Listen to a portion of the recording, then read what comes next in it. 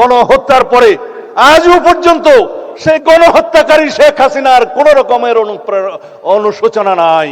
শহীদের খতিয়ান হসপিটাল রক্ষা করতে পারে নাই, তাদের ডকুমেন্ট পর্যন্ত গায়েব করে দেওয়া হয়েছে। স্বৈরাচারকে গদিতে রেখে বৈষম্যহীনতার বাংলাদেশ প্রতিষ্ঠা করা যাবে না, তাদেরকে আমরা বোঝাতে সক্ষম হয়েছি, কিন্তু তাদের সেই সাহস ছিল না।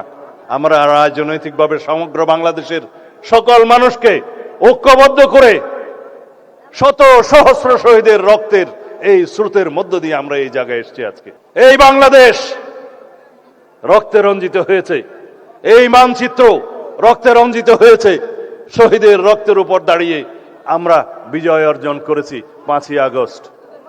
সেখানে রাজনৈতিক পরিচয় যদি বিভাজন করি, তাহলে সর্ববৃহৎ অংশটি থাকবে জাতীয়তাবাদী ছাত্র দলের, যুব দলের, বিএনপির অঙ্গ সংগঠনের 6.5 বেশি।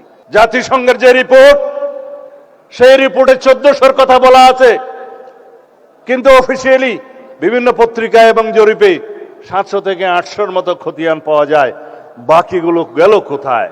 কারণ শহীদের খতিয়ান হসপিটাল রক্ষা করতে পারে নাই, তাদের ডকুমেন্ট পর্যন্ত গায়েব করে দেওয়া হয়েছে, তাদেরকে দাফন করা হয়েছে যেন বেওয়ারিশ লাশ হিসেবে।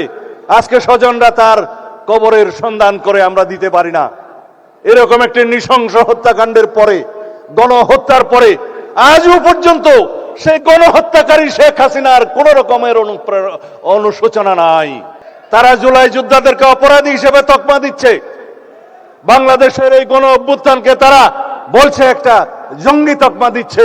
বাংলাদেশে নাকি জঙ্গিবাদের মধ্য দিয়ে তাদের রাষ্ট্র ক্ষমতা ছিনিয়ে নেওয়া হয়েছে। এর চাইতে লজ্জাস করার কিছু নেই।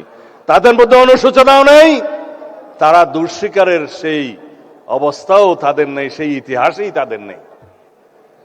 তারা উল্টো বিদেশে বসে বাংলাদেশে এখন নাকি গণতান্ত্রিক সরকারের বিরুদ্ধে বিভিন্ন রকম ষড়যন্ত্র করছে।